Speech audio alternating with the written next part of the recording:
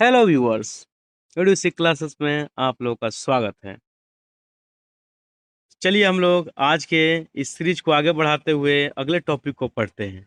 आज का टॉपिक है गुप्त साम्राज्य। पिछले पिछले क्लास के वीडियो में हम लोगों ने लूसेंट के 20 टॉपिक को कवर कर लिया है। आज हम लोग अगले टॉपिक 21वें टॉपिक गुप्त साम्राज्य को कवर करेंगे। जो लोग भी मेरे वीडियो को नहीं देखे हैं जाएं और चैनल के माध्यम से अपने एंशिएंट की तैयारी को मजबूत करें और 1799 दरोगा के लिए जो ये स्पेशल सीरीज चलाया जा रहा है लूसेंट का, इस सीरीज से जुड़े और अपनी तैयारी को मजबूत करें। तो चलिए दोस्तों, आज के टॉपिक पे आते हैं। आज का टॉपिक है गुप्त साम्राज्य। तो चलिए इसकी शुरुआत करते हैं आज के टॉपिक का, गुप्त साम्राज्य। गुप्त साम्राज्य का उदय तीसरी शताब्दी के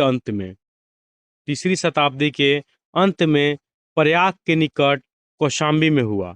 संभवतः गुप्त लोग कुषाणों के सामंत थे। हम लोग एक एक लाइन को पढ़ेंगे और उसको समझेंगे। कह रहा है गुप्त साम्राज्य का उदय जो हुआ था वो तीसरी शताब्दी अंत में हुआ था। तीसरी शताब्दी के अंत में प्रयाग के निकट कौशाम्बी में हुआ था। कहाँ हुआ था? प्रयाग के निकट कौशाम्बी में। और संभवतः गुप्त लोग कुषाणों के सामंत थे। गुप्त लोग किसके सामंत थे? कुषाणों के। ये क्वेश्चन बार बार पूछ चुका है कि गुप्त लोग किसके सामंत थे, तो कुषाणों के सामंत थे। चलिए दोस्तों आगे आते हैं। कह रहा है कि गुप्त वंश का संस्थापक श्रीगुप्त था। कौन था? गुप्त वंश का जो संस्थापक था वो श्रीगुप्त था, जो 240 से 280 ईस्वी तक इसका कार्यकाल रहा। तो क्वेश्चन बार बार पूछता है कि गुप्त वंश के संस्थापक कौन थे? तो कौन थे? श्रीगुप्त थे। और इनका कार्यकाल 240 से लेकर 280 तक रहा। श्रीगुप्त का उत्तराधिकारी घटोत्कच, इनका नाम याद रखिएगा लोग कि गुप्त श्रीगुप्त का उत्तराधिकारी मतलब श्रीगुप्त के बाद उसका अगला उत्तराधिकारी कौन बना था? इनका नाम था घटोत्कच। वो 280 से 320 में इसका कार्यकाल रहा। तो पूछता है श्रीगुप्त जो गुप्त वंश का स्थापना किया था उसका अगला उत्तराधिकारी कौन हुआ? तो घटोत्कच हुआ। कौन हुआ? घटोत्कच। ठीक है, चलिए आगे आते हैं दोस्तों। गुप्त वंश का प्रथम महान सम्राट चंद्रगुप्त प्रथम था। कह रहा है कि गुप्त वंश का प्रथम महान सम्राट चंद्रगुप्त प्रथम था। यह 320 ईस्वी में गद्दी पर बैठा और इसने लिच्छवी राजकुमारी देवी से विवाह किया। कुमार देवी नाम था उनका। कि कह रहा है लिच्छवी राजकुमारी कुमार देवी से विवाह किया और इसने महाराजा धीराज की उपाधि धारण की। चलिए दोस्तों, इस टॉपिक को, इस लाइन को भी हम लोग समझते हैं कि गुप्त वंश का प्रथम महान सम्राट कौन था? चंद्रगुप्त प्रथम था। ये 320 ईस्वी में गद्दी पर बैठता है चंद्रगुप्त प्रथम। ये लिच्छवी की राजकुमारी थी, कुमार देवी से विवाह करता है और महाराजा धीराज का उपाधि धारण करता है। ये क्वेश्चन बार बार पूछता है कि महाराजा धीराज की उपाधि किसने धारण किया था? तो किसने धारण किया था? तो चंद्रगुप्त किया था। ठीक है, आगे आते हैं कि गुप्त संवत जो एक कैलेंडर होता है, हम लोग पिछले भी विक्रम संवत पढ़ चुके हैं, शक संवत पढ़ चुके हैं, हिजरी संवत पढ़ चुके हैं। ये क्या है? गुप्त संवत है। तो गुप्त संवत 1319 से 319 से 320 ईस्वी की शुरुआत में चंद्रगुप्त प्रथम ने किया था। तो याद रखना है दोस्तों कि गुप्त संवत का शुरुआत 320 ईस्वी में चंद्रगुप्त प्रथम करता है। कौन करता है? चंद्रगुप्त प्रथम। 319 या 20 में याद रखिएगा, गुप्त संवत की शुरुआत करता है चंद्रगुप्त प्रथम। चलिए दोस्तों आगे आते हैं।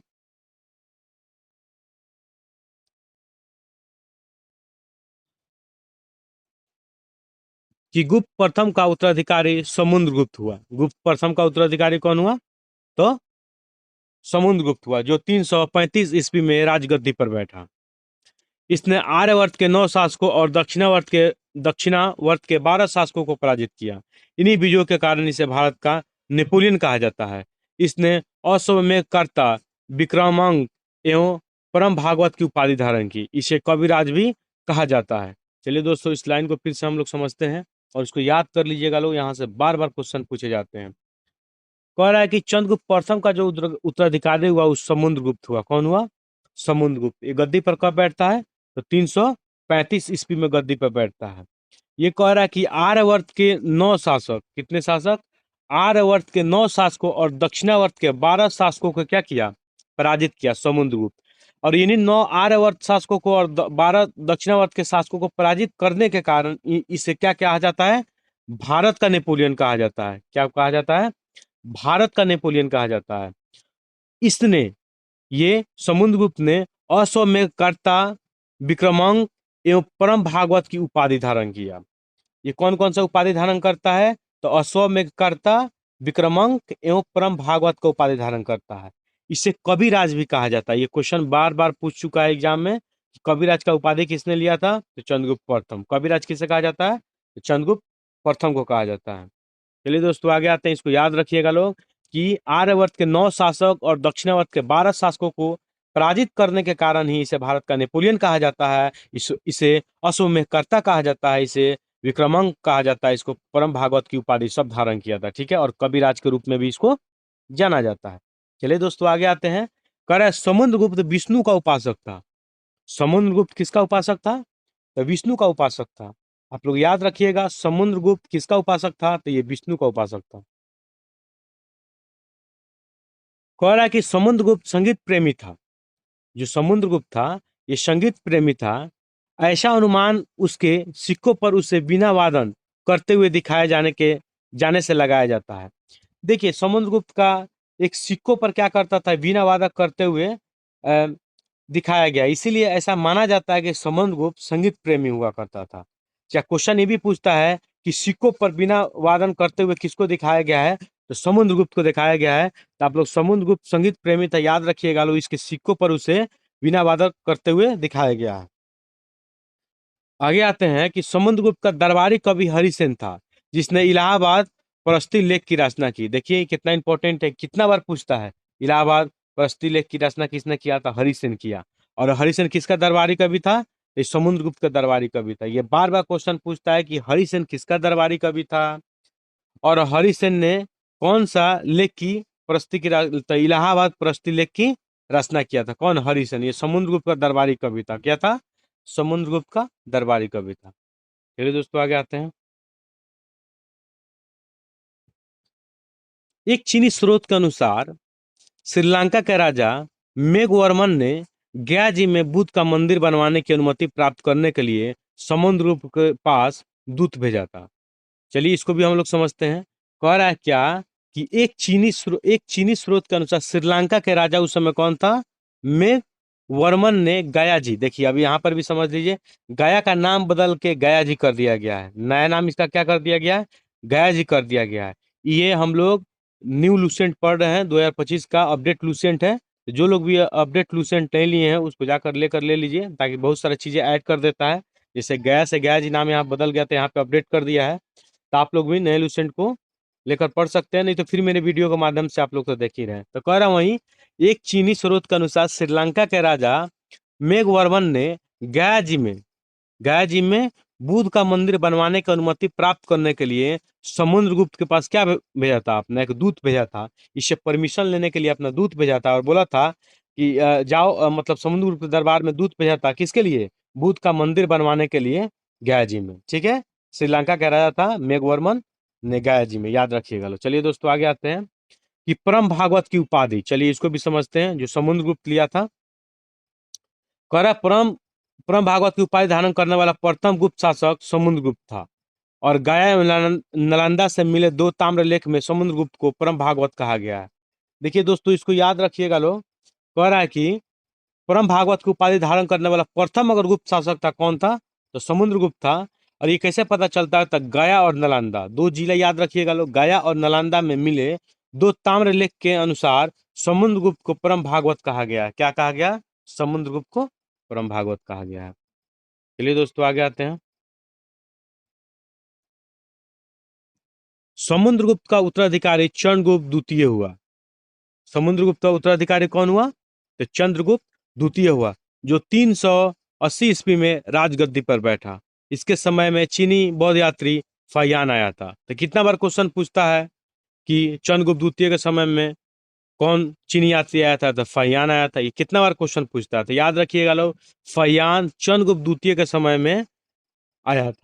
जो चीनी बौद्ध यात्री था फाहियान, वो चंद्रगुप्त द्वितीय के समय में भारत आया था। शकों के विजय के उपलक्ष्य में चंद्रगुप्त द्वितीय ने चांदी के सिक्के चलाए। याद रखिएगा लोग कि शौकों पर क्या करता है, विजय के उपलक्ष्य में चंद्रगुप्त द्वितीय ने क्या करता है, चांदी के सिक्के चलवाता है। चंद्रगुप्त द्वितीय ने विक्रमादित्य की उपाधि धारण की। यह उपाधि इससे पूर्व 57 ईस्वी पूर्व में उज्जैन के शासक ने भी पश्चिमी भारत में शक शत्रुपु पर विजय पाने के उपलब्ध में धारण किया था। याद रखना है 14 लोग ऐसे थे जो विक्रमादित्य का उपाधि धारण किए थे। तो कह रहा है कि चंद्रगुप्त द्वितीय ने विक्रमादित्य की उपाधि धारण किया। यह उपाधि इससे पूर्व 57 ईसा पूर्व में उज्जैन के शासक ने भी पश्चिमी भारत में शक शत्रुपु पर विजय करने के उपलक्ष्य में धारण किया था। चलिए दोस्तों आगे आते हैं। शाब चंद्रगुप्त द्वितीय का राजकवि था। चंद्रगुप्त द्वितीय के समय में पाटलिपुत्र एवं उज्जैनी विद्या का प्रमुख केंद्र रहा। ये क्वेश्चन पूछता है कि शाप किसका राज्य कवि था, तो याद रखना है दोस्तों, शाप जो था वो चंद्रगुप्त द्वितीय का राज्य कवि था। और चंद्रगुप्त द्वितीय के समय में पाटलिपुत्र उज्जैनी क्या था, विद्या का केंद्र था। याद रखना है कि चंद्रगुप्त द्वितीय के समय में पाटलिपुत्र उज्जैनी क्या था, विद्या का केंद्र था। चलिए दोस्तों आगे आते हैं। अनुश्रुति के अनुसार, अनुश्रुति तो होता है कि सुना हुआ, सुना सुनाया। अनुश्रुति के अनुसार चंद्रगुप्त द्वितीय के दरबार में 9 विद्वानों की एक मंडली निवास करती थी, जिसे 9 रत्न कहा गया है। क्या कहा गया है, 9 रत्न कहा गया। तो याद रखिएगा, अनुश्रुति के अनुसार चंद्रगुप्त के दरबार में 9 विद्वानों की एक मंडली निवास करती थी, जिसे 9 रत्न कहा गया है। महाकवि देखिए कौन कौन थे। महाकवि कालिदास संभवतः इनमें से अग्रगण्य थे, अग्रगण्य थे। कालिदास के अतिरिक्त इन्हें धन्वंतरी, छपनक, अमर सिंह, शंकु, वेताल भट्ट, घटक घटक घटक पर घटकर पर इनका नाम था। उसके बाद था वराह मिहिर और वरुचि जैसे विद्वान थे। तो दोस्तों याद रखिएगा, इनके दरबार में जो 9 रत्न थे, 9 रत्न चंद्रगुप्त द्वितीय के दरबार में, जिसमें कौन थे, कालिदास थे, धन्वंतरी थे, छपनक थे। ये धन्वंतरी कौन थे, और ये छपनक थे, ये फलित ज्योतिष के विद्वान थे। अमर सिंह थे जो कुशकार थे, अमर सिंह। शंकु जो थे वास्तुकार थे।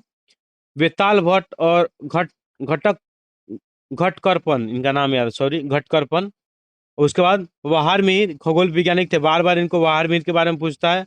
उसके बाद वरुचि जैसे विद्वान थे। तो आप लोग 3 नाम, कालिदास, धन्वंतरी, अमर सिंह, वरुचि और वराहमिहिर याद रखिएगा लोग। ऐसे 9 रत्न किनके दरबार में थे, तो चंद्रगुप्त द्वितीय के दरबार में थे। चलिए दोस्तों आगे आते हैं कि चंद्रगुप्त द्वितीय का जो संधि विग्राहिक सचिव वीरसेन शैव मतावली लंबी था, जिसे शिव की पूजा के लिए उदयगिरी पहाड़ी पर एक गुफा का निर्माण करवाया था। वीरसेन व्याकरण, न्याय मीमांसा एवं शब्द का प्रखंड पंडित एवं कवि भी था। चलिए दोस्तों इसको भी हम लोग समझते हैं। पर कि चंद्रगुप्त का जो सांदी विग्राहिक सचिव जो था वीरसेन, कौन था, वीरसेन, वीरसेन जो शैव मतलावली का जिसे शिव की पूजा के लिए उदयगिरी पहाड़ी पर एक गुफा का निर्माण करवाया था। और वीरसेन व्याकरण और न्याय मीमांसा एवं शब्द का प्रखंड पंडित और कवि भी था। तो याद रखिएगा लोग, उदयगिरी पहाड़ी पर एक गुफा का निर्माण किसने करवाया था, तो चंद्रगुप्त का जो संधि विग्राहिक सचिव जो था वीरसेन, वही करवाया था। वो शैव मतावलंबी का विचारक था। ठीक है, चलिए दोस्तों आगे आते हैं। कह रहा है क्या, चंद्रगुप्त द्वितीय का उत्तराधिकारी कुमार गुप्त या गोविंद गुप्त 415 ईस्वी से लेकर 454 तक हुआ। याद रखना है दोस्तों, जो चंद्रगुप्त द्वितीय का उत्तराधिकारी हुआ, यानी उसके बाद का जो राजा हुआ, उसको कुमार गुप्त प्रथम या गोविंद गुप्त बोला जाता है। दोनों में से कोई ऑप्शन रहे तो आप लोग याद रखिएगा, मार लेना है, कुमार गुप्त प्रथम या गोविंद गुप्त। इसका कार्यकाल 415 से लेकर 454 तक था। याद रखना है, दोनों में से कोई नाम देगा उसको मार लेना है। नालंदा विश्वविद्यालय की स्थापना कुमार गुप्त प्रथम ने किया था। जो नालंदा विश्वविद्यालय की स्थापना किया था वो कौन किया था, यही किया था, कुमार गुप्त प्रथम। ये बार बार क्वेश्चन पूछता है कि नालंदा विश्वविद्यालय की स्थापना किसने किया था, तो कुमार गुप्त प्रथम किया था। चलिए नोट में कुछ चीजें उसको हम लोग पढ़ते हैं, नालंदा विश्वविद्यालय से संबंधित कुछ चीजें।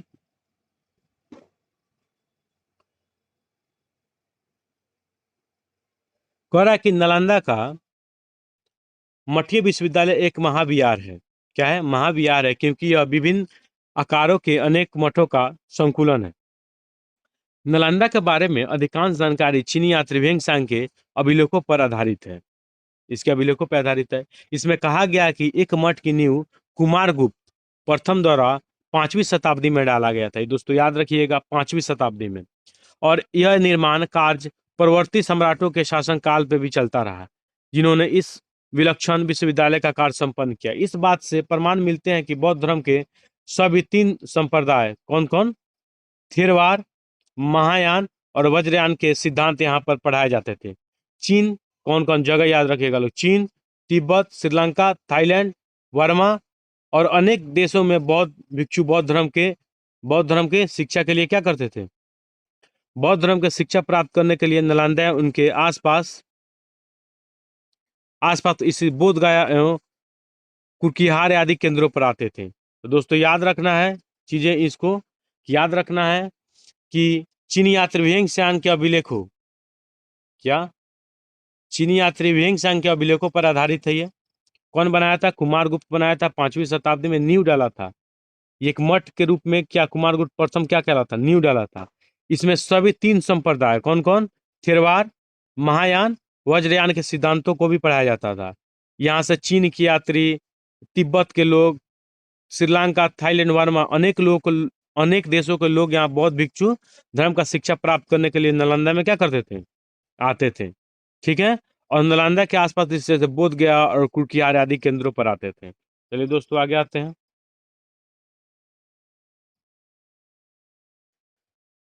कुमारगुप्त प्रथम का उत्तराधिकारी स्कंदगुप्त हुआ। अब देखिए दोस्तों, कुमारगुप्त प्रथम का उत्तराधिकारी कौन हुआ? तो स्कंदगुप्त हुआ। स्कंदगुप्त 455 से लेके 455 से लेके 467 तक इसका कार्यकाल था। तो दोस्तों ये याद रखना है कि कुमारगुप्त प्रथम का उत्तराधिकारी कौन हुआ? स्कंदगुप्त हुआ। ठीक है दोस्तों, अब स्कंदगुप्त को लेकर कुछ चीजें पढ़ते हैं कि स्कंदगुप्त ने गिरनार पर्वत पर स्थित सुदर्शन झील का पुनरुद्धार करवाया था। याद रखना है दोस्तों, कह रहा है कि स्कंदगुप्त ने स्कंदगुप्त ने गिरनार पर्वत पर स्थित सुदर्शन झील का पुनरुद्धार करवाया था। तो पिछले क्लास में दोस्तों आप लोग को हम बता दिए थे कि गिरनार पर्वत पर जो सुदर्शन झील का निर्माण वो चंद्रगुप्त मौर्य के आदेश पर उसका जो गवर्नर था वो पुष्पगुप्त वैश्य ने करवाया था। ठीक है दोस्तों, और वहीं कह रहा उसी को स्कंदगुप्त क्या करता है? सुदर्शन झील का क्या करता है? पुनरुद्धार करवाता है, फिर से इति करता है। ठीक है दोस्तों, याद रखिएगा लोग। चलिए आगे आते हैं। तो याद रखना है कि स्कंदगुप्त ने गिरनार पर्वत पर स्थित सुदर्शन झील का पुनरुद्धार करवाया। स्कंदगुप्त ने पर्णदत्त को सौराष्ट्र का गवर्नर नियुक्त किया था। याद रखना है किसको? स्कंदगुप्त ने पर्णदत्त को सौराष्ट्र का गवर्नर नियुक्त किया था। स्कंदगुप्त के शासनकाल में ही हुनों पर आक्रमण कर शुरू हो गया था। स्कंदगुप्त के शासनकाल में ही हुनों का आक्रमण शुरू हो गया था। अंतिम गुप्त शासक विष्णुगुप्त हुआ। चलिए इसको हम फिर से समझते हैं कि स्कंदगुप्त के समय ही, इसके शासन काल में ही हुनों का क्या हुआ था? आक्रमण शुरू हो गया था। क्वेश्चन पूछता है कि हुनों का आक्रमण कौन से गुप्त शासक था? स्कंदगुप्त के समय हुआ था। और गुप्त वंश का अंतिम शासक कौन था? तो ये विष्णुगुप्त है। याद रखना है दोस्तों, गुप्त वंश का अंतिम शासक कौन था? विष्णुगुप्त था। गुप्त साम्राज्य की सबसे बड़ी प्रादेशिक इकाई देश थी, जिसके शासन को गोपना कहा जाता था। यह दूसरी प्रादेशिक इकाई भुक्ति या प्रांत थी, जिसे शासक ऊपरी कहलाते थे। दोस्तों याद रखिएगा, अब गुप्त साम्राज्य से कुछ इंपॉर्टेंट चीजें जिसको हम लोग पढ़ेंगे। ये तो राजा के बारे में हम लोग पढ़े, अब इसके जो शासन व्यवस्था या कुछ चीजें हैं उसको भी हम लोग देखेंगे। तो कह रहा है गुप्त साम्राज्य की सबसे बड़ी जो प्रादेशिक इकाई थी वो देश थी। क्या थी? देश थी, जिसके शासन को गोपना कहा जाता था। एक दूसरी प्रादेशिक इकाई भुक्ति या प्रांत थी, जिसके शासक क्या कहलाते थे? ऊपरी कहलाते थे। ये क्वेश्चन पूछ चुका है कि जो प्रादेशिक भुक्ति या प्रांत के सब शासक को क्या बोलते थे? तो ऊपरी कहलाता है। ये क्वेश्चन पूछ चुका है दोस्तों, तो इसको याद रखना है।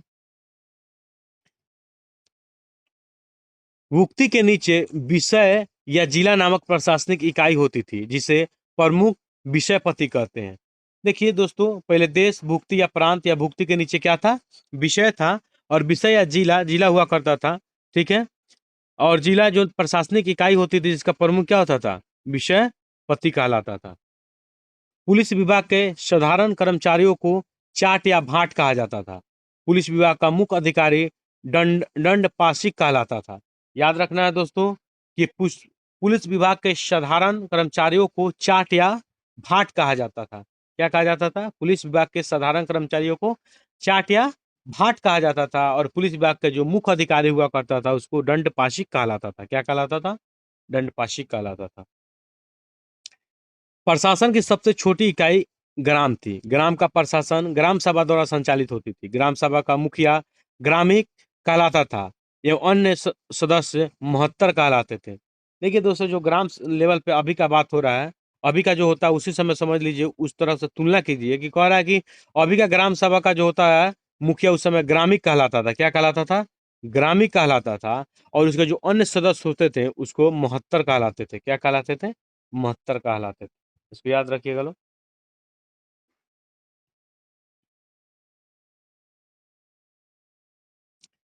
ग्राम समूह की सबसे छोटी इकाई को पेट कहा जाता था।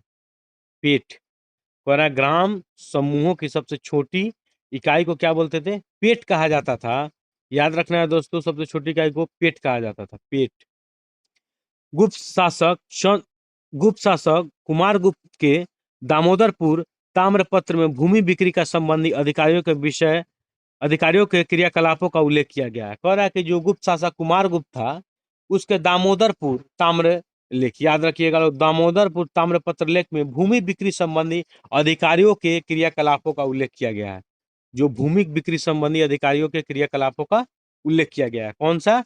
दामोदरपुर ताम्रपत्र में। ये कुमार गुप्त का ताम्रपत्र था। भू राजस्व कुल उत्पादन 1/4 भाग से 1/6 भाग हुआ करता था। इसका जो भू राजस्व का कुल उत्पादन था एक 1/4 या 1/6 भाग हुआ करता था। इसी के बीच में 1/4 से 1/6 भाग हुआ करता था। किसी किसी क्षेत्र में 1/4, किसी किसी एरिया में 1/6 हुआ करता था। गुप्त काल में बलात्श्रम यानी विष्टि राज के लिए आय का एक स्रोत माना जाता था। इसे जनता द्वारा दिया जाने वाला कर भी माना जाता था। याद रखिएगा लोग दोस्तों, गुप्त काल में जो बलात्श्रम यानी विष्टि राज्य के लिए आय का एक स्रोत माना जाता था। बलात्श्रम विष्टि राज्य के लिए आय का स्रोत माना जाता था। इसे जनता द्वारा दिया जाने वाला कर भी माना जाता था। आर्थिक उपभोक्ता के आधार पर निम्न प्रकार की भूमि थी। किस कौन कौन भूमि थी? उन भूमि को हम लोग याद कर लेंगे। लोग बार बार एग्जाम में क्वेश्चन पूछता है इससे। कह रहा है कि एक क्षेत्र जिसमें कृषि करने योग्य भूमि थी। एगो वास्तु था जो वास करने योग्य भूमि था। एगो चरागाह था भूमि था जो पशु चराया योग्य भूमि था।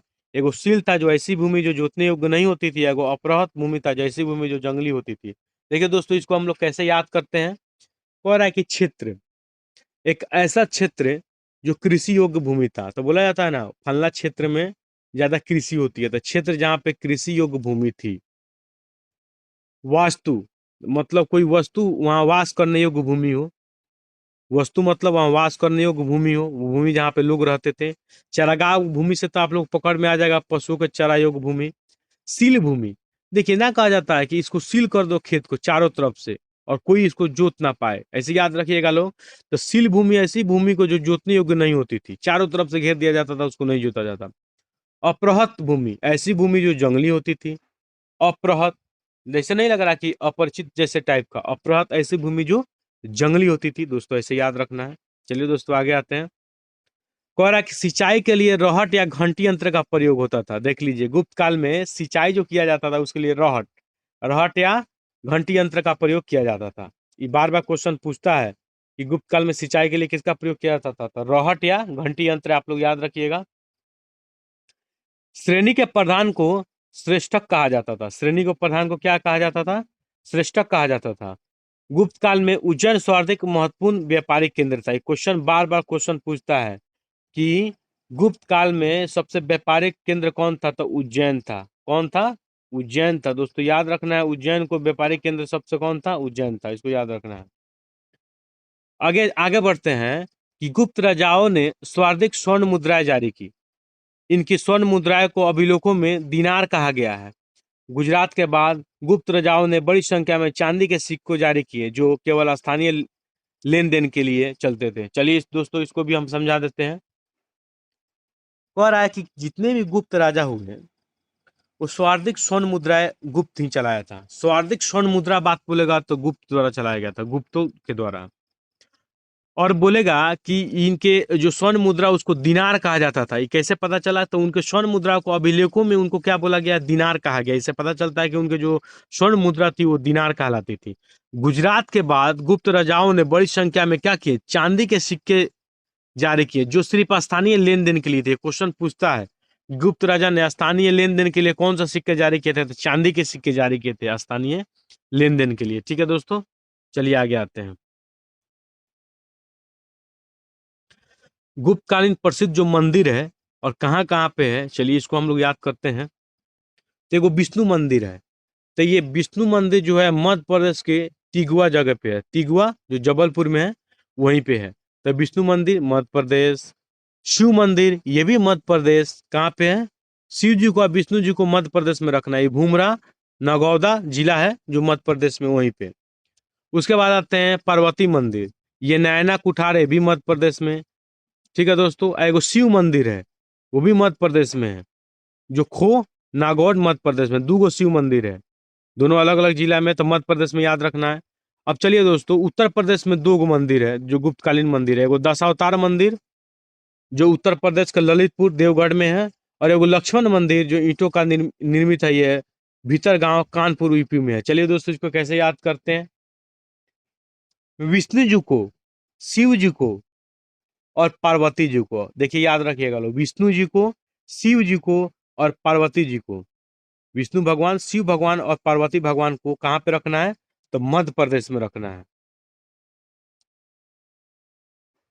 ठीक है दोस्तों, मध्य प्रदेश में विष्णु भगवान, शिव भगवान, पार्वती पार्वती और शिव भगवान, इन तीनों का मध्य प्रदेश में। और एक पूछेगा दशावतार मंदिर, तो ये यूपी में याद रखना है। और लक्ष्मण मंदिर पूछेगा तो ये भी यूपी में, भीतरगांव कानपुर। अब लक्ष्मण जी, ठीक है, भीतरगांव कानपुर यूपी में, ये गुप्तकालीन मंदिर है, ये याद रखना है। ये कौन सा मंदिर हम लोग पढ़ रहे हैं?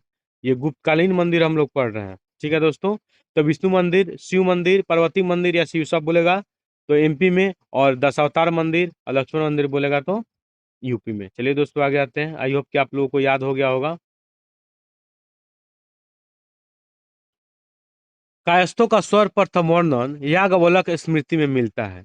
बोल रहा है कि कायस्थों का सर्वप्रथम वर्णन कहाँ मिलता था? याज्ञवल्क्य की स्मृति में मिलता है। जाति के रूप में कायर्थों का सर्वप्रथम वर्णन उष्णम स्मृति में मिलता है। तो दोस्तों आप लोग याद रखिएगा कि कायर्थों का सर्वप्रथम वर्णन याज्ञवल्क्य की स्मृति में मिलता है। कहाँ मिलता है? तो याज्ञवल्क्य के स्मृति में मिलता है। और जाति के रूप में, जाति के रूप में पूछेगा कायर्थों का सर्वप्रथम वर्णन कहाँ मिलता है? तो उष्णम स्मृति में मिलता है। कहाँ मिलता है? उष्णम स्मृति में मिलता है। विंध्य जंगल में, विंध्य जंगल में शबर जाति के लोग अपने देवताओं को मनुष्य का मांस चढ़ाते थे। याद रखिएगा दोस्तों, ये बहुत इंपॉर्टेंट है, सबसे अलग जाति हुआ करती थी।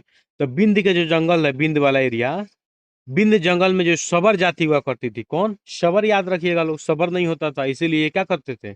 मनुष्य का मांस चढ़ा देते थे। तो शबर जाति के लोग देवताओं को क्या चढ़ाते थे? मनुष्य का मांस चढ़ाते थे। पहली बार किसी पहली बार किसी के सती होने का प्रमाण 510 ईस्वी के भानुगुप्त के रन अभिलेख से मिलता है। तो आप लोग दोस्तों याद रखिएगा, ये क्वेश्चन इतना बार पूछता है कि किस अभिलेख से सती होने का प्रमाण मिलता है। तो याद रखना है, पहली बार किसी सती होने का प्रमाण 510 ईस्वी के भानुगुप्त के रन अभिलेख से मिलता है, जिसमें किसी भोजराज की मृत्यु पर उसकी पत्नी की सती होने का उल्लेख मिलता है। ये भोजराज एक सैनिक था, इसकी मृत्यु के बाद उसकी पत्नी के सती होने का उल्लेख मिलता है। तो याद रखिएगा लोग, एरन अभिलेख सती प्रथा का, एरन अभिलेख में सती प्रथा होने का प्रमाण 510 ईस्वी में भानुगुप्त के अभिलेख से मिलता है। जो भोजराज की सैनिक, जो भोजराज की मृत्यु के बाद उसकी पत्नी क्या होती है? सती हो जाती है। तो याद रखना है, पहली बार किसी सती होने का प्रमाण मिलता है तो इसमें मिलता है, भानुगुप्त के एरन अभिलेख में। चलिए दोस्तों आगे आते हैं कि गुप्त काल में वैश्यावृत्ति करने वाली महिलाओं को गणिका कहा जाता था। वृद्ध वेश्याओं को कुटनी कहा जाता था। तो दोस्तों याद रखिएगा लोग कि गुप्त काल में जो वैश्यावृत्ति करने वाली महिलाओं थी, महिलाओं को गणिका कहा जाता था। गणिका। तो गुप्त काल में वेश्यावृत्ति करने वाली महिलाओं को क्या कहा जाता था? गणिका कहा जाता था। और जो वृद्ध वृद्ध मतलब जो बूढ़ी औरत वेश्यावृत्ति करती थी उसको कुटनी कहा जाता था। कुटनी, ठीक है। चलिए दोस्तों आगे आते हैं। गुप्त सम्राट वैष्णव धर्म के अनुयायी थे। जो गुप्त सम्राट वैष्णव धर्म के अनुयायी थे तथा उन्होंने इसे राज्य धर्म बनाया। विष्णु का वाहन गरुड़ गुप्तों का राज्य चिन्ह था। गुप्त काल में वैष्णव धर्म संबंधी सबसे महत्वपूर्ण अवशेष देवगढ़ जिला ललितपुर का दशावतार मंदिर है। यह बेतवा नदी के तट पर स्थित है। तो दोस्तों इसको भी हम लोग समझते हैं। कह रहा है कि गुप्त सम्राट वैष्णव धर्म के अनुयायी थे तथा उन्होंने इसे राज धर्म बनाया था। विष्णु का वाहन गरुड़ स्तंभों का राज्य चिन्ह था। याद रखिएगा, गरुड़ गुप्तों का राज्य चिन्ह था। गुप्त काल में वैष्णव धर्म का संबंधित सबसे महत्वपूर्ण अवशेष जो देवगढ़ हम लोग पढ़े हैं, देवगढ़ का ललितपुर दशावतार मंदिर यूपी में जो है, वहीं पे बेतवा नदी के तट पर स्थित है। ठीक है दोस्तों, चलिए आगे आते हैं। अजंता में निर्मित अजंता की गुफा। अजंता में निर्मित कुल 29 यानी 29 गुफाओं में वर्तमान में केवल 6 ही शेष है, जिसमें गुफा संख्या 16-17 में गुप्तकालीन है। इनमें गुफा संख्या 16 में उत्कीर्ण मरणासन्न राजकुमारी का चित्र प्रशंसनीय है। चलिए दोस्तों हम लोग इसको समझते हैं। कह रहा है कि अजंता की जो गुफा है महाराष्ट्र में, कह रहा है कि अजंता में कुल 29 गुफाओं में वर्तमान में 6 ही 29 टोटल गुफा है, जिसमें 6 शेष है, जिसमें से कुल संख्या गुफा संख्या 16-17 में गुप्तकालीन है। याद रखना है दोस्तों, कौन सा गुप्तकालीन है? तो 16-17 गुप्तकालीन है, जिसमें संख्या 16 में मरणासन्न राजकुमारी का चित्र प्रशंसनीय है। 16 में है, किसमें है? 16 में है। ठीक है दोस्तों, इसको याद रखिएगा। ठीक है दोस्तों, याद रखिएगा। चलिए आगे आते हैं। गुफा 17 के चित्र को चित्रशाला कहा गया है। 16 में तो हम लोग पढ़े हैं कि मरणासन्न राजकुमारी का चित्र जो बहुत प्रशंसनीय है। और 17 में क्या, 16-17 गुप्त से संबंधित है। तो 17 में क्या है, 17 जो गुफा है उसको चित्रशाला कहा गया है। इस चित्रशाला में बुद्ध के जन्म, जीवन, महाविनिष्कर्मण एवं महापरिनिर्वाण की घटनाओं से संबंधित चित्र का उत्कृत किया गया है। तो दोस्तों आप लोग याद रखिएगा कि 17 जो महात्मा बुद्ध से संबंधित है, उनके जीवन, उनका जन्म, उनका महाविनिष्कर्मण, वहाँ महापरिनिर्वाण से संबंधित सब चीज दिखाया गया है। तो इसको ही बोला गया है, 17 गुफा को चित्रशाला गुफा कहा गया है। कौन सा गुफा कहा गया? चित्रशाला गुफा कहा गया है। अजंता की गुफा बौद्ध धर्म की महायान शाखा से संबंधित है। याद रखिएगा लोग दोस्तों, अजंता की जो गुफा है महायान शाखा से संबंधित है। किससे संबंधित है? महायान शाखा से संबंधित है। चलिए एक नोट है कि अजंता की चित्रकारी में ईसा की पहली सदी से लेकर 7वीं सदी तक के चित्र शामिल है, फिर भी अधिकतर गुप्तकालीन है। कह रहा है कि जो अजंता की गुफा में जो चित्रवावली है वो ईसा की पहली सदी से लेकर 7वीं सदी तक है, मगर सबसे अधिकतम गुप्तकालीन है। सबसे अधिकतम किसका है? तो गुप्तकालीन है दोस्तों, उसको याद रखिएगा लोग। कह रहा है कि गुप्त काल में निर्मित अन्य गुफा बाघ गुफा है। गुप्त काल में निर्मित अन्य गुफा बाघ गुफा है, जो बाघ जिला धार मध्य प्रदेश नामक स्थान पर बिंद पर्वत को काटकर बनाई गई थी। याद रखना है दोस्तों कि बिंद पर्वत को काटकर बनाई जाने वाली गुफा कौन थी? बाघ गुफा थी। बिंद पर्वत को काटकर बनाई जाने वाली गुफा कौन थी? बाघ गुफा थी, जो मध्य प्रदेश में है, जिला धार में है। ठीक है, तो याद रखना है गुप्तकालीन निर्मित है ये। तो याद रखना है कौन सी गुफा को बिंद पर्वत को काट के कौन सा गुफा बनाया गया था? बाघ की गुफा बनाया गया था। ये गुप्तकालीन है, ठीक है, गुप्त काल में ही बनाया गया था।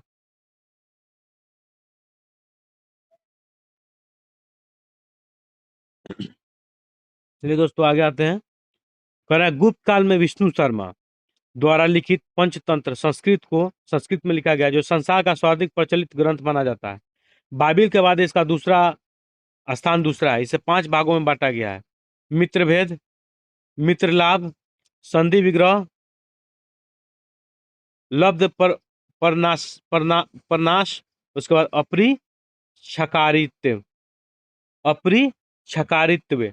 देखिए दोस्तों, हमको इसको फिर से आप बताते हैं, आप लोग याद रखिएगा। सबसे पहले कि पंचतंत्र किसने लिखा है? तो विष्णु शर्मा। ये बीपीएससी, दरोगा, सब एग्जाम में पूछ चुका है। संस्कृत में लिखा गया है। ये बाइबिल के बाद दूसरा सबसे स्थान रखता है, बाइबिल का दूसरा स्थान इसका आता है। इसको 5 भागों में बांटा गया है। कितने भागों में? 5। एगो मित्र भेद, अपना दोस्तों को भेद, मित्र वाला मित्र भेद। एगो मित्र लाभ, एगो मित्र को भेद बताइए और मित्र से लाभ लीजिए, मित्र भेद, ठीक है। भेद से नुकसान भी होता है हमारा, इसीलिए मित्र भेद का भी बात बोला है, मित्र लाभ का भी बात बोला है, मित्र से लाभ भी मिलता है। संधि विग्रह का भी बात किया है, लबद पर नाश का भी बात किया है और अपरिछाकारित्व का बात किया है।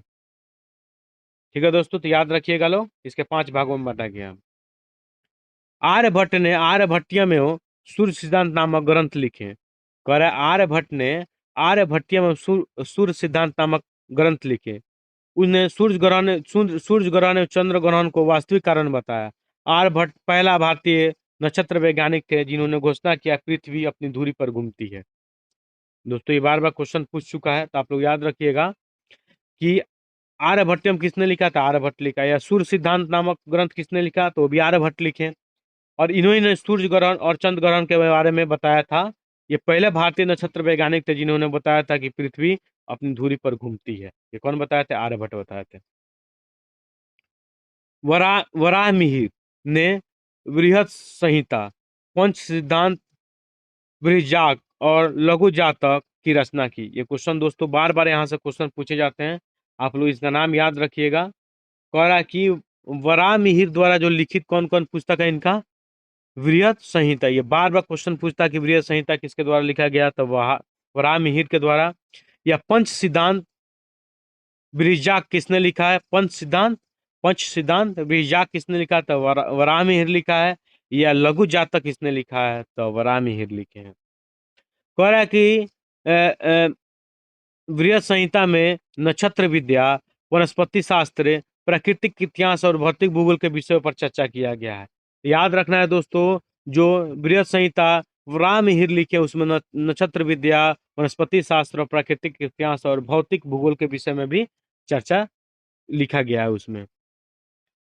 कह रहा है कि ब्रह्मगुप्त इस युग के महान नक्षत्र वैज्ञानिक एवं गणितज्ञ थे। जो ब्रह्मगुप्त हुए, वो कह रहा है कि इस युग के महान नक्षत्र वैज्ञानिक एवं गणितज्ञ थे। उसने यह घोषणा करके न्यूटन के सिद्धांत की पूर्व कल्पना कर दी थी कि प्रकृति एक नियम के अनुसार सभी वस्तुओं पृथ्वी पर गिरती है, क्योंकि पृथ्वी स्वभाव से ही सभी वस्तुओं को अपनी ओर आकर्षित करती है। ये कह रहा है क्या? ये न्यूटन से पहले ही क्या कर दिए थे? ब्रह्मगुप्त न्यूटन से पहले, न्यूटन के सिद्धांत से पूर्व ही कल्पना कर दिया था कि प्रकृति एक नियम के अनुसार सभी वस्तुएं पृथ्वी पर गिरती है, क्योंकि पृथ्वी स्वभाव से ही सभी वस्तुओं को अपनी ओर आकर्षित करती है। न्यूटन से पहले ही ब्रह्मगुप्त अपना सिद्धांत दे दिए थे। चलिए दोस्तों आते हैं। कह रहा कि संग्राहिणी सूत्र एक ब्रह्मांड संबंधी ग्रंथ है जिसकी रचना 12वीं शताब्दी में की गई थी, जिसमें ब्रह्मांड की संरचना और अंतरिक्ष के बारे में अवधारणाएं शामिल है। याद रखिएगा दोस्तों, संग्राहिणी सूत्र, क्या नाम है इसका? संग्राहिणी सूत्र। नोट में लिखा है कि संग्राहिणी सूत्र किससे संबंधित है? तो ब्रह्मांड से संबंधित ग्रंथ है ये। ब्रह्मांड से संबंधित ग्रंथ है ये। 12वीं शताब्दी में लिखा गया था। ठीक है दोस्तों, आगे आते हैं कि गुप्त काल में पलकान्व पलकान्व ने पशु चिकित्सा पर हस्तयायुर्वेद लिखा। याद रखना है दोस्तों कि गुप्त काल में पलकान्व, क्या नाम है इनका? पलकान्व ने पशु चिकित्सा पर हस्त्या आयुर्वेद लिखा। ठीक है, हस्त्यायुर्वेद, हस्त्यायुर्वेद, ठीक है। तो याद रखना है कि पलकान्व में पशु चिकित्सा पर क्या लिखा गया? तो हस्त्यायुर्वेद लिखा गया। नवीनतम नौ नितकम सॉरी नौ नितकम की रचना गुप्त काल में की गई। क्या कह रहा है कि नौ नितकम की रचना गुप्त काल में की गई। इस पुस्तक में नुस्खे, सूत्र और उपचार विधियां दी गई है। तो याद रखना है दोस्तों, नौ नितकम की रचना गुप्त काल में किया गया था। किसके काल में किया गया था? गुप्त काल में किया गया था। अब आगे आते हैं। कह रहा है पुराणों की वर्तमान रूप में रचना गुप्त काल में हुई थी। पुराणों की वर्तमान रूप में रचना गुप्त काल में हुई थी। इसमें ऐतिहासिक परंपराओं का उल्लेख है। तो याद रखना दोस्तों, पुराणों की वर्तमान जो रूप में रचना हुई थी गुप्त काल में हुआ था। संस्कृत गुप्त राजाओं की शासकीय भाषा थी। ये क्वेश्चन पूछता है कि किस राजाओं की शासकीय भाषा संस्कृत थी। तो गुप्त राजाओं की शासकीय भाषा क्या थी? शासकीय भाषा संस्कृत थी। गुप्त राजाओं की शासकीय भाषा संस्कृत थी। गुप्त काल में चांदी के सिक्कों को रुपया रुपया कहा गया है। याद रखिए कि गुप्त काल में चांदी के सिक्कों को रुपया का कहा गया है। क्या कहा गया है? रुपया का कहा गया है। कि गुप्त काल में चांदी के सिक्कों को रुपया का कहा गया है। क्या कहा गया है? रुपया का कहा गया है। चलिए दोस्तों आगे आते हैं कि याज्ञवल्क्य के कौन? याज्ञवल्क्य के नादर, कात्यायन एवं बृहस्पति स्मृतियों की रचना गुप्त काल में हुई। देखिए किसका किसका रचना गुप्त काल में होता है। याज्ञवल्क्य के, नारद या कात्यायन एवं बृहस्पति स्मृतियों की रचना गुप्त काल में हुई। याज्ञवल्क्य के, नारद, कात्यायन एवं बृहस्पति स्मृतियों की रचना गुप्त काल में हुई थी।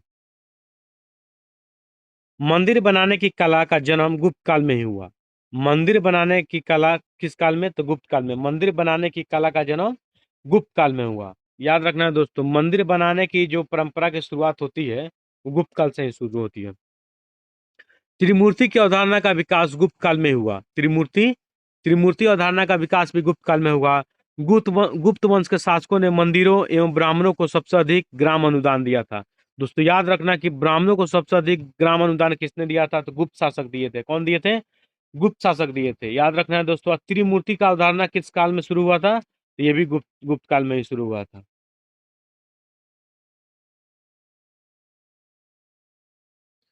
चलिए दोस्तों आगे पढ़ते हैं कि गुप्त काल लौकिक साहित्य की सर्जना के लिए स्मरणीय है। गुप्त काल लौकिक साहित्य की सर्जना के लिए स्मरणीय है। भास के 13 नाटक इसी काल के हैं। जो भास के 13 नाटक है इसी काल के हैं।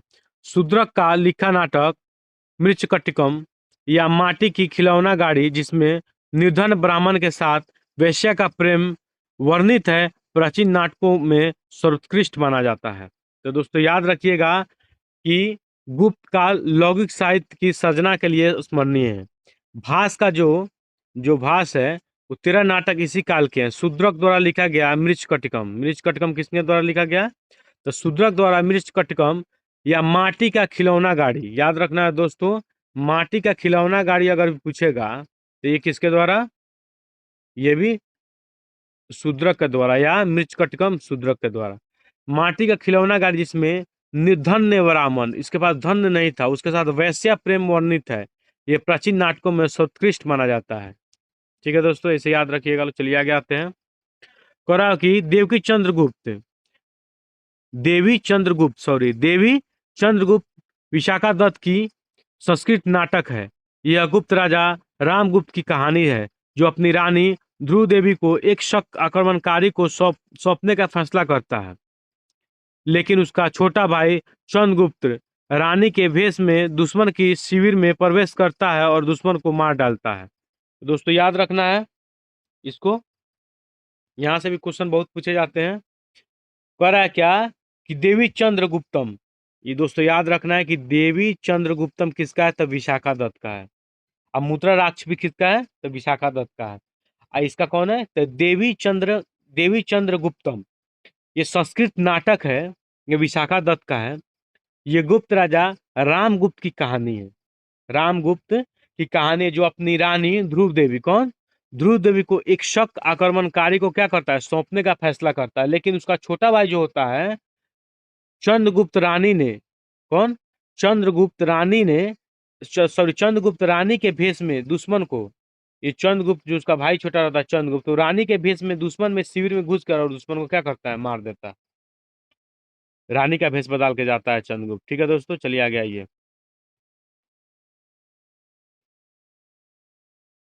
कह रहा है कालिदास की कृति अभिज्ञान शकुंतलम। याद रखना दोस्तों, कालिदास की कृति अभिज्ञान शकुंतलम में राजा दुष्यंत और शकुंतला का प्रेम कहानी कथा है।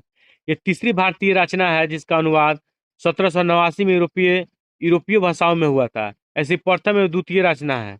ऐसी प्रथम एवं द्वितीय रचना है क्रमशः मनुस्मृति एवं भागवत गीता। और तीसरा कौन है? अभिज्ञान शाकुंतलम। तो दोस्तों इसको याद रखिएगा। चलिए हम लोग इसको देखते हैं फिर से। कह रहा है क्या? कालिदास की एगो पुस्तक कृति है, कौन? अभिज्ञान शकुंतलम, कालिदास द्वारा।